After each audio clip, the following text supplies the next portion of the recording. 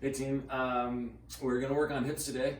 All the bracing and stuff that we do, tight butt, tight gut, all that stuff just builds that tension, external rotating tension through our hips. It's really important. Plus, sitting, standing, going upstairs, walking, running, all these things are working the hips. So there's a lot of different ways to handle that. What I want to look at today is what K Starr from the Ready State would call the hip wheel.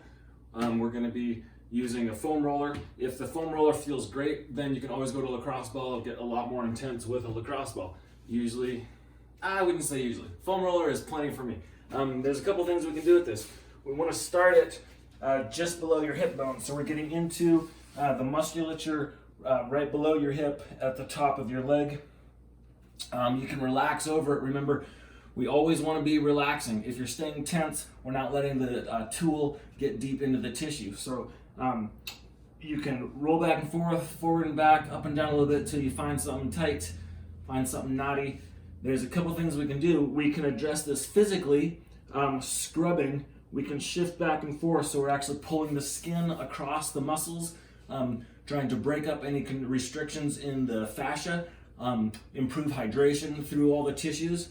But also, when we find something tight, we want to do a contract relax. So this is where we're neurologically engaging with the area so that we're relaxing deeper, allowing the tool to get deep, helping the mind engage with it and clear out restrictions, relax tension. So the way we do that in this position is we're taking a deep breath in while we build tension. So for that, we're pressing our leg into the ground, tightening up the muscles right over the foam roller. So it's a big inhale, tightening up. You're holding that for 4 or 5 seconds, and then exhale and relax.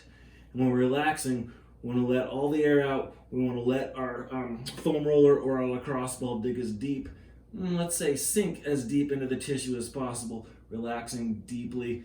And then we can scrub again when it feels like we're making some progress. We want to spend 2 or 3 minutes on each side.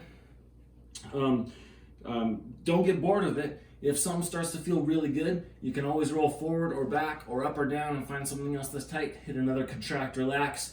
Make sure that you own the position. Make sure you can breathe deeply, that you're comfortable in the position so that the tissue is being improved through there. And we're actually having some effect. 2 or 3 minutes. You don't need to go hard once and leave it for a week, right? We want to be consistent. Don't be heroic. Be consistent, I believe would be K Starr's line. And remember, it's a practice. So get after it. A couple minutes, it'll feel a lot better. We'll see you next time.